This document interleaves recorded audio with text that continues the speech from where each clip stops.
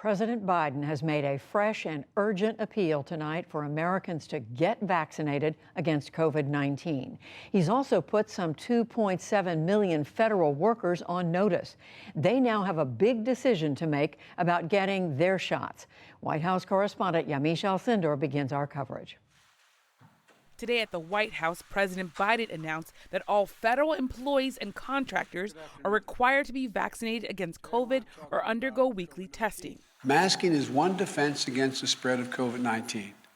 But make no mistake, vaccines are the best defense against you getting severely ill from COVID-19. President Biden also called on states and localities to use federal funds to pay anyone who gets vaccinated $100. I know the paying people to get vaccinated might sound unfair to folks who've gotten vaccinated already. But here's the deal. If incentives help us beat this virus, I believe we should use them. And small and medium-sized businesses will now be reimbursed for offering their employees paid leave to get their family members, including their kids, vaccinated. Meanwhile, the new requirement for federal workers currently does not include those in the U.S. military. But the president is calling on the Department of Defense to look into how and when they could be added to the list. And the White House says federal employees who choose not to get vaccinated will not be fired. The president's decision comes at a time when the highly transmissible Delta variant is rapidly spreading across the country. The Centers for Disease Control and Prevention reports that nearly 50% of U.S. counties have a high level of community transmission.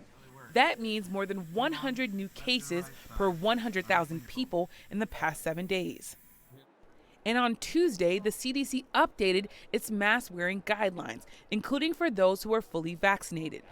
The agency recommended wearing masks indoors, particularly in regions where transmission is high. According to the New York Times, all of New York City and nearly every county in Florida, Louisiana, and Arkansas currently fall under the CDC mask mandate guidance. In Florida, new cases over the past month have surged to an average of more than 10,000 per day.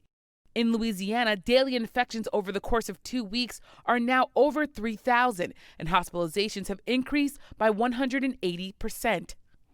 The updated CDC guidance has sparked outrage and confusion for many across the country, including among members of Congress. On Capitol Hill yesterday, physician and Republican Senator of Kansas, Roger Marshall, told reporters that he believes masks are ineffective against COVID.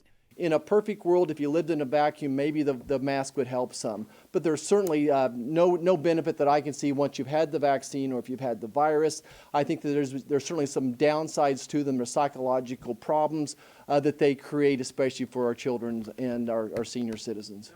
And earlier today, House Republicans again blasted Speaker Nancy Pelosi for reimposing a mask mandate for members on the House floor.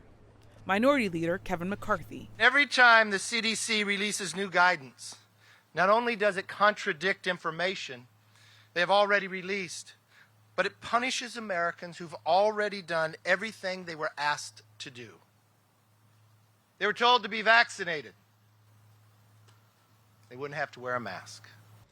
Partisan attacks underscore just how deeply divided the country remains as the nation scrambles to contain the virus.